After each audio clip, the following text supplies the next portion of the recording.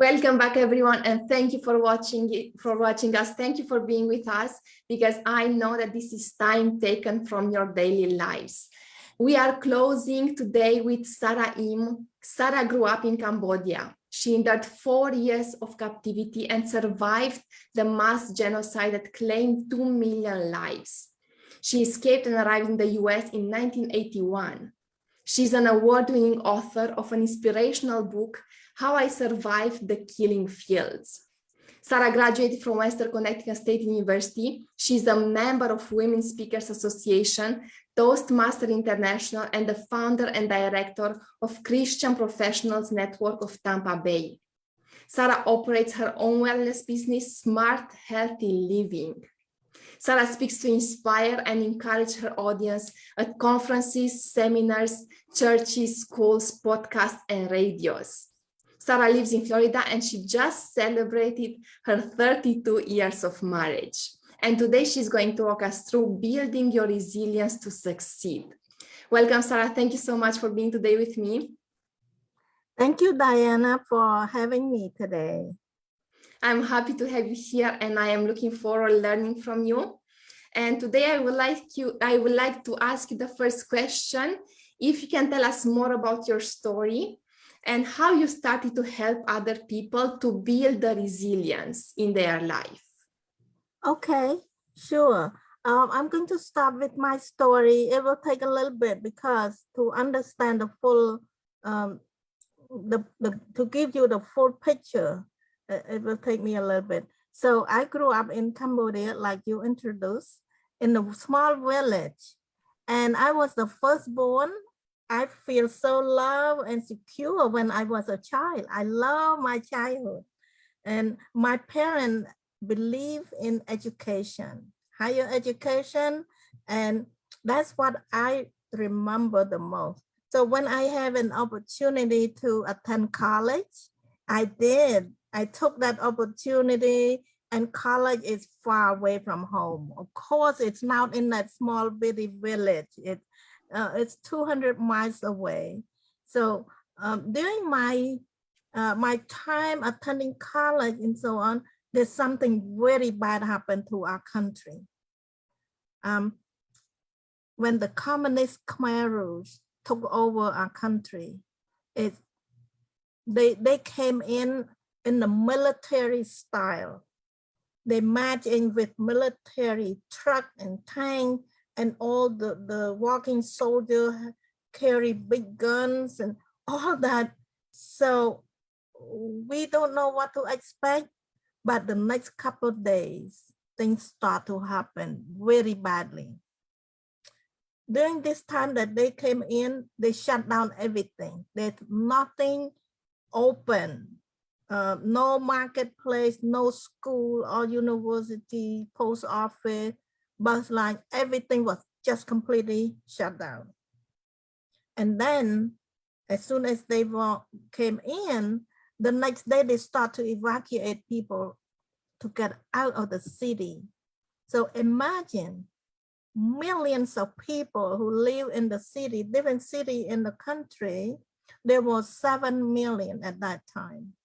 Everybody had to get out of their home and leave everything behind. And we were pushed to go outside of our home. So I had been walking with the crowd in the heat and crying. I cried not to feel self-pity. I cried because I want to be with my family to help out. My mom just recovered from 4 years of paralysis where I was a full-time caregiver. So I feel so bad that I'm in this situation and I cannot go to my home to help out. There's nothing for me to be able to take myself to home. So to make a long story short, I end up in a small village. And then within the next couple of weeks, I was transferred to a different location. So with that transfer and everything, I end up in this big camp. The big camp are for the young men and women who are single, and they want us to work there. Their work is very, very, very harsh condition. We work in the heat. The heat in Cambodia on the average is about 100 degrees Fahrenheit. Very hot. So we work in that heat all day long for about 16 hours a day, every day, 7 days a week. So with that condition, and on top of that, we only receive very little food, very little. And we were exhausted. With little food, it's not helping us. We are just getting so tired all the time. So eventually, many of us got very sick. Me too. I started with high fever, and then I had malaria, and then I had typhoid, and a few other things. So I became very weak and sick, but I still had to go to work, because if I don't work, I don't have a chance to receive food. So although the food is so little, I still have to push myself to keep going and work. And finally, one day, I cannot work anymore. I can't. I'm too sick. And then when I reached that point, they sent me to the hospital. And when I got to the hospital, I found out it's not a normal hospital. This place is the place where the very sick people stay, and they just wait for the time to die. Oh my God. So when I realized that, I was looking and searching for my way out. How do I escape this? You know, if I go back to the working place, I can't work. If I stay, I'm going to die. If I run away, I will get shot at. And there's no option for me to take. So I realized that I'm trapped. I'm trapped in a very difficult situation. Have you ever been trapped like that? It's like everywhere you turn, there's no good option, right? Personally, I wasn't. I cannot say that I have ever been in these kind of situations. That's why I admire where you are today, because I haven't. All my problems, if I can say, they were not even close to what you describe. Can I ask you, how old were you? I was 21. Yeah. So now that I find myself in a very bad place, I'm trying to survive. My goal is just to keep living long enough so that I can go back to find my family. So my goal is to survive, and my purpose is my family. So I'm searching, find my way to get out. And I remember that when I was very young, I listened to my mom's reading a story. In that story, it showed that there was one bad person who abused the children and the woman that doesn't belong to him. But God saw what happened, and God sent his angels to go and rescue the children and the woman. From this story, I have no idea whether the story is the true story or the fiction, whatever. But it gave me a glimpse of God. I said, oh, there is God. So from then, I already remember that, always believe that there is God. So now when come back to my situation, I am trapped in this place, and I realize that I cannot do anything. Those three options is not possible for me to take. So now I remember that God exists. So I start to pray to God. I ask God, say, God, please help me. Please help me to survive. So I keep praying every night. I had to be careful. They don't believe in any religion. If they saw me praying, I would be in big trouble. So every night I pray. And then one morning when I woke up, I feel like I have enough energy to walk over to the other side, to the workplace. So I sneak out very early in the morning. Nobody woke up yet. So I sneak out. And then there was one kind woman saw me, and she took me in her group, and she said, stay with me. Maybe I can find something for you to do. And then she realized that I'm too sick to do anything for her. And the next day she said, I talked to the kitchen people and they can use your help. So why don't you go to work in the kitchen? You know, it's like, yay, yay. I was so happy because working in the kitchen, it gave me extra food, gave me the time to work in the shade and maybe less hours. And hopefully I will feel better. Yeah, that's what happened. Gradually, I feel better. For several months, I stayed there. So when they saw me look better, feel better, they pulled me out from the kitchen and throw me out to work in the rice field. So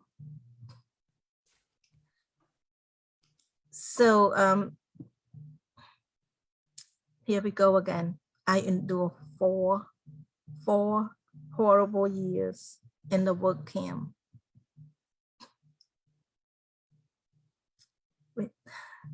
But at the end of 4 years, the camp was moved to, they moved us closer and closer to the jungle. And then I realized that this is not a good direction for me. I don't want to keep going to the jungle. And then because I want to go find my family. So when we know that it's the wrong direction, we will find our way out. That's what happened to me. I look for a way to escape. So I make a plan. I think God gave me the courage to make a plan to escape.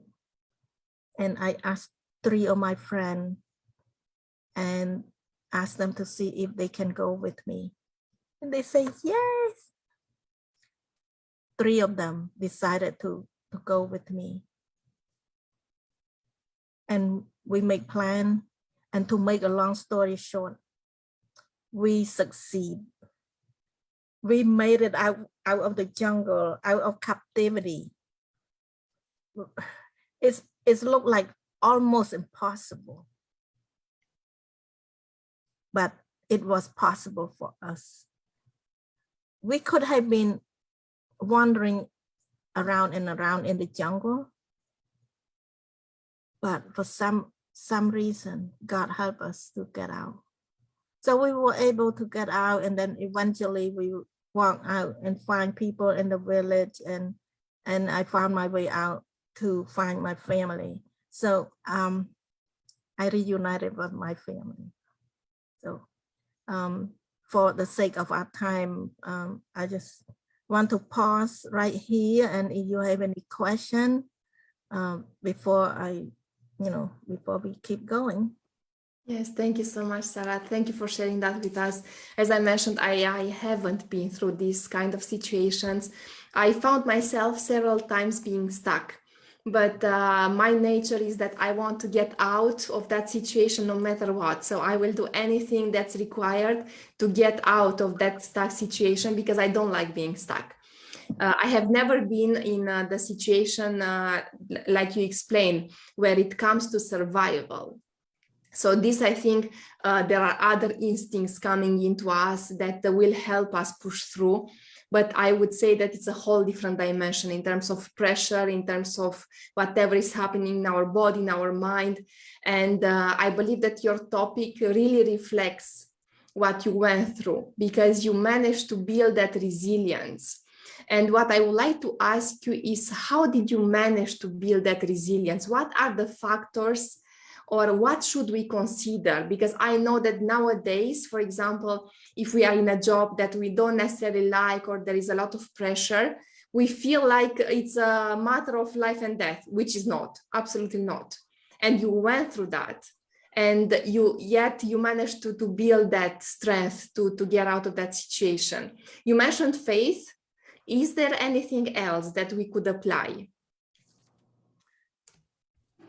The main factor for me is I have a purpose and the love and the purpose that I have, and then the faith that you mentioned, and the hope. We had to have hope in order for us to get through a very difficult situation. Even though it's not a very difficult, but any situation, the hope will help us to see a better, you expect better when you have hope. So yeah, for me, it's the purpose is the big factor. And the love for my family is the biggest, also a big factor. It helped me, it gave me more like energy.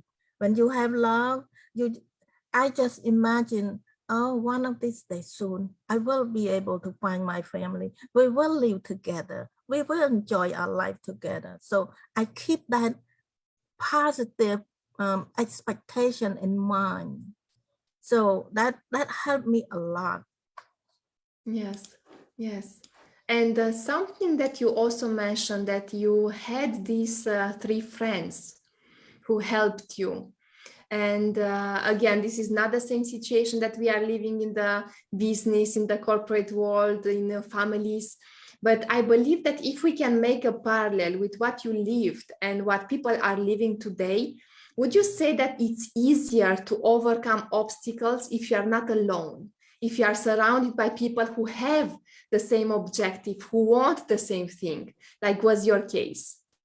Yes, yes. One of the tips to build resilience is to get a strong social support. Strong social support is very important. We are not meant to be alone. No matter how big our goal is, we need people. We need support from the people that love us. So that you bring up the very good point. Building a strong social support is very important. That's one of the biggest steps to build your resilience. Yes, yes. Thank you so much, Sara. And another thing that came into my mind when you were describing your story was the moment from the kitchen, when you really felt well, that you had a roof, you had a shadow, you had food for yourself, and that you spent some time there, and then you became better and you had to leave again, to kind of from the good environment to the bad environment, so to speak, if I have to make it very simple. And the very first thing that came into my mind, I don't know why, was, and this is maybe something that many people are experiencing nowadays, is that when we see that something works, even if maybe that something is not necessarily the best thing for us, we want to stay there. And I will explain what I mean is that the thought that I had is because you are getting better and because you had all the environment that you wanted, maybe the first instinct would be, okay, maybe I have to remain sick because then people are going to offer me this. I will receive the love, I will receive the support that I need, this environment that is going to help me. And yet, you didn't stay sick, you got better and you went out of that, kind of out of your comfort zone. And I know that especially when we are victims, we have certain needs that are fulfilled in that situation. And we choose to stay there because it's comfortable, because we are safe. And you didn't do it. You didn't stay. You went out to the struggle again. Can you explain what happened there and what is the mindset maybe that you had in that moment? Yes, I appreciate that question. That's normal. When we find something comfortable, we want to stay in a comfort zone. And that comfort zone doesn't help us to grow anymore. But comfort zone, that's what we are looking for. But in my case, I was under the big captivity. I'm now able to make my own decision. They draft me out from there. They pull me out. But mentally, I resentful for a short time. But I came to my son. I say, look, I am grateful that I was able to feel this much better. Before I was almost die. I was just almost could not catch my next breath. But now I feel much better. No more serious sickness like that. So I'm grateful for this time. Now they want me to go and work in a harsh condition again. So I'm still find some gratitude that I have this opportunity to recover myself. So if we look for something to be grateful for, we will find. Although they pull me out against my will is just to stay in the comfort zone, stay comfortable, getting better and better, but they pull me out of my comfort zone. But we should not be resentful and be angry, because if we have that anger and bitterness in our heart, it's not good for us. So we have to find something good in any situation. So in my situation, I was grateful that I feel better. Yes. Yes, and this also, if I can make the parallel with what we are living nowadays, you mentioned that they pulled you out of that environment. How many times we have friends who want to take us out of certain situations and we don't let them, or family members.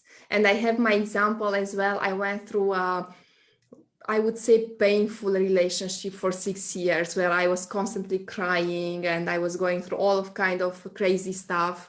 And I just couldn't understand why I was staying there, why I was suffering when I had a choice to get out. But I was felt captive, like you mentioned. It was nothing like like you lived. But in my mind, this is how I felt.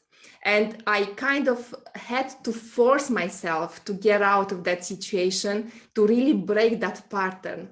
And I know that I managed to do it, but I didn't want to accept it. Many people were telling me like what was happening and I couldn't see it. And I know that many people are going through this. You mentioned that they pulled you out, they kind of forced you.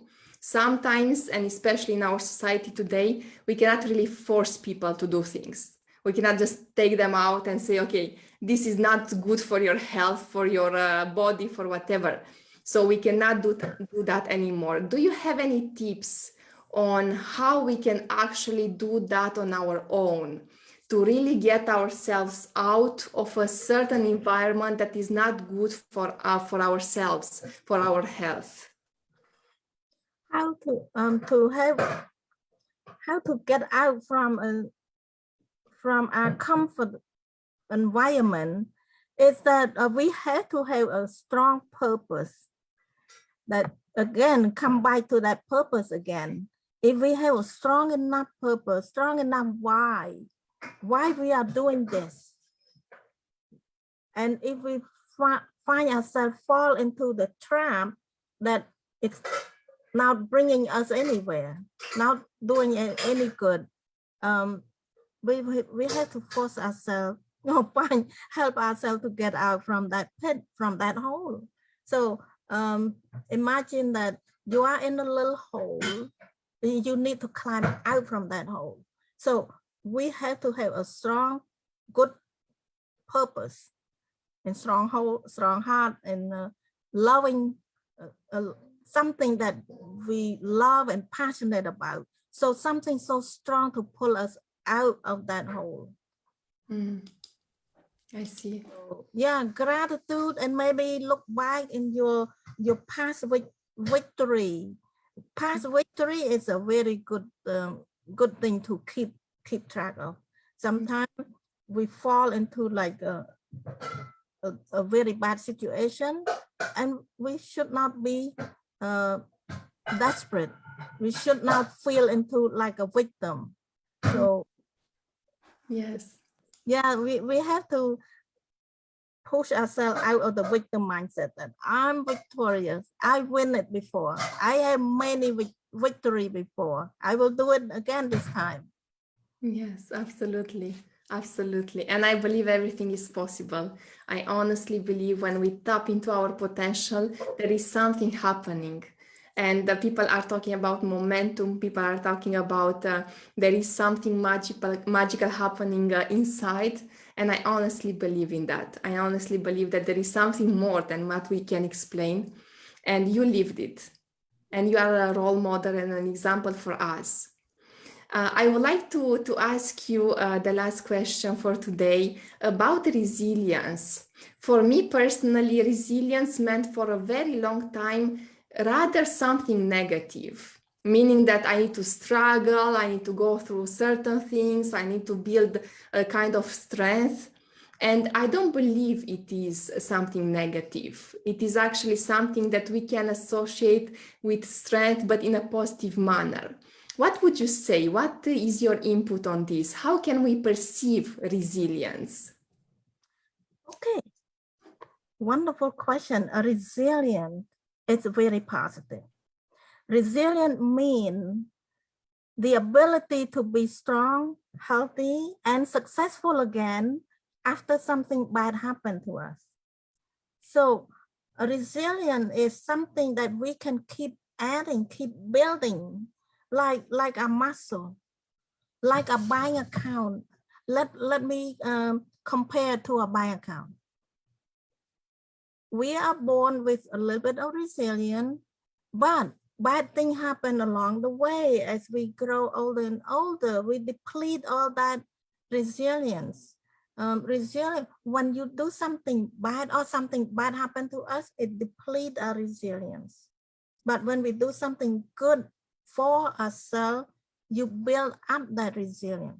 So imagine you have a bank account. When you do something bad, you take a withdrawal. When you do something good, that means you are adding the deposit.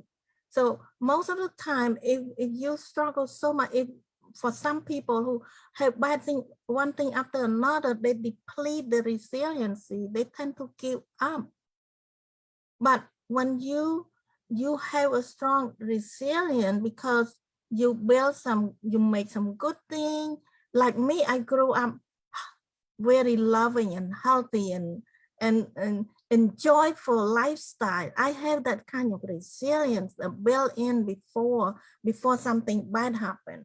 So I can tap into that resources. But we can do the same thing at any time from now on. For people who watch this show, you can start rebuild your resiliency from now on. Do something good for yourself, like forgive somebody. If something bad happened to you and somebody is responsible for it, don't hold grudge. Forgive them. It free yourself up. It free your heart from holding on that darkness in yourself. When you forgive, you open your heart for more love. If you don't forgive, you don't have room for love. So so there's many tips that I can share with resilience. So another quick one, be optimistic. Be optimistic is the good way to build up your resilience. You see the glass that have the water half in it, you say it's half full. It's not half empty. You appreciate what you already have. So half full, live your life, look at things as half full, not half empty. Be optimistic. I love that. I love that. Thank you so much, Sara. Thank you for sharing all of this with us and for sharing your story, which is absolutely inspiring. I cannot even imagine what you went through. And I really believe that nowadays we don't realize what is happening in certain countries and what people are going through.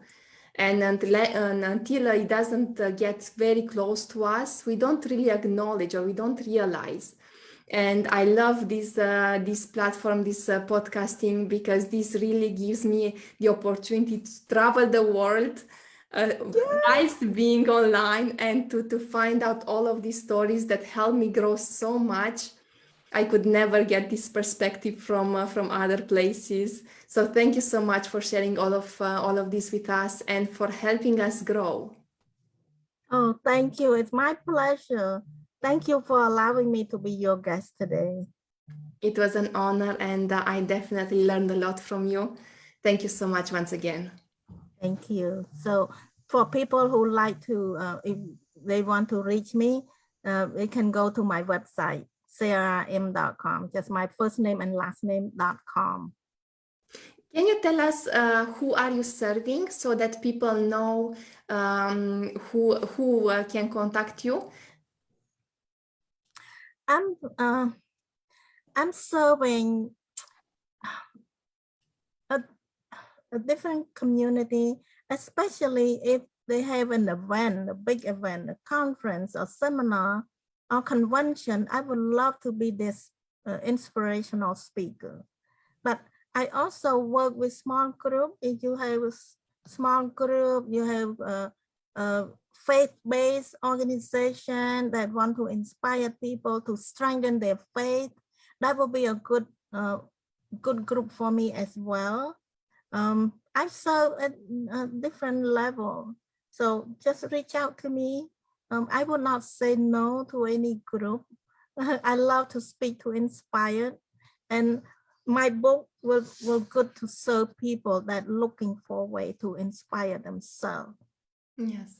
When you get inspired, you become more confident and you have more courage. That's what we need. We need to instill the courage in us to step out from our comfort zone to do wonderful things. Absolutely, absolutely. For me, this helped me find my voice and find my authenticity. And as you mentioned, find the courage that I am enough, that I can do whatever I put my mind into, and that I can connect with other people. Yes, yes. Thank you so much. Thank you once again for being today with me. For those of you who meet Sara, don't hesitate to contact her. She's going to be there to inspire your own audiences at your conferences, podcasts. She's everywhere. You can find her also on her website. Thank you so much, Sara, for being today with me. Thank you, Diana.